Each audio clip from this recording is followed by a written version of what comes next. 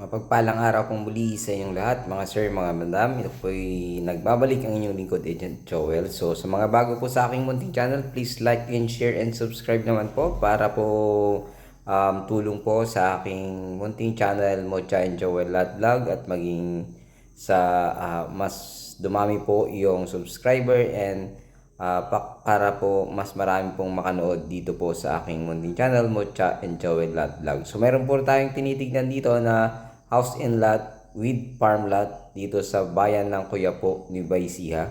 So ito po ay may mga fruit bearing trees, may mangga at iba't iba pong fruit bearing trees. Ito po yung farm lot niya at pupuntahan ko yung likod mamaya para po makita po ninyo.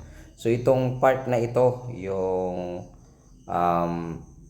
kumbaga hindi masyadong nadadamuhan ngayon kasi wala po yung seller po natin. Pero may mga kamag-anak naman na naglilinis po sa bawat paligid po ng property, may nagtatanim, so hindi naman ganoon magiging masukal. So ito po yung daan, tapos meron po itong garahe.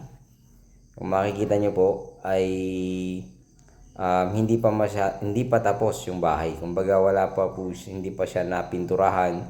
At the same time hindi pa po siya nabubidahan sa loob. Sa ngayon po ay hindi po namin napasok yung bahay dahil wala po yung mismong seller po natin. So ang area po nito ay 6,000 square meter.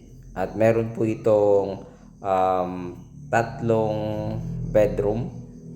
So may nakita ko, papakita ko mamaya yung may part na may aircon. So ayan, ganyan po yung ano niya, parang semento. Siguro nakaabang siya ng loft.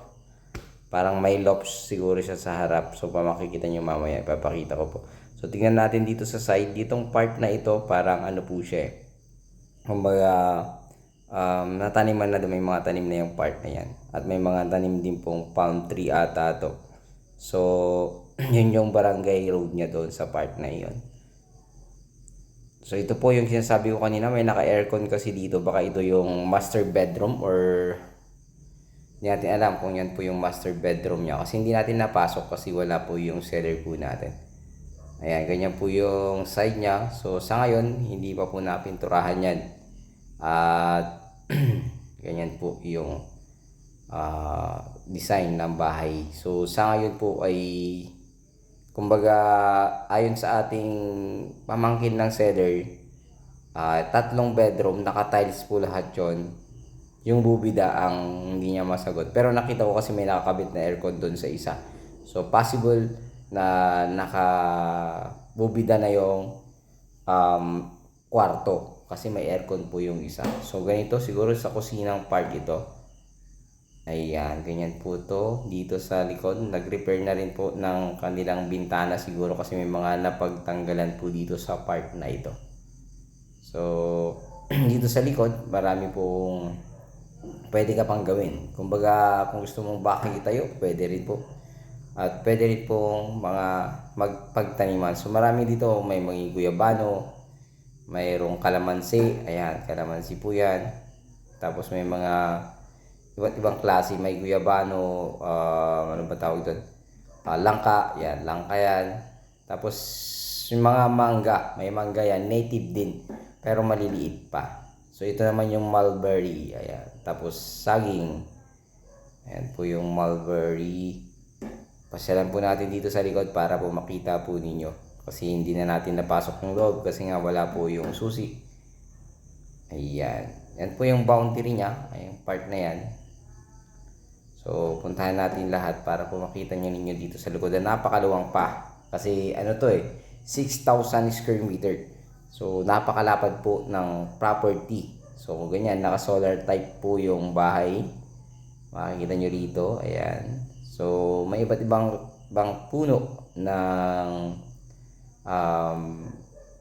kumbaga ito ay mahogany tapos maliit pa. Hindi pa naman ganun kalaki. Ayan. Mga bayabas, ayan, bayabas.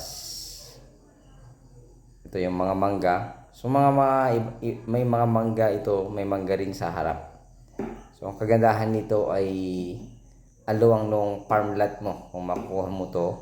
At the same time pwede kang magtayo pa ng extra na bahay kung para sa inyong mag-anak. Maganda po ito, small farm, kumbaga mayroon ka ng bahay, house and lot, then farm lot na maliit. So ang tinatanim po dito mga gulay tsaka ito sa ngayon may palay. Ito yung part na ito, mga fruit bearing trees ang nakatanim. So napakaganda sa mga naghahanap po ng ganitong property. Maliliit pa yung mga mangga, so medyo ilang taon pa yan bago mamumunga. So may mga buko at iba't ibang puno. So ito yung garahe naman, yan yung garahe. Napakaluwang din po nitong garahe nila, at the same time kaya po ng dalawang sasakyan. So naka-elevate po siya, pero hindi naman po siya binabaha actually. Nilibate lang po yan para po doon sa pagpasok galing sa labas.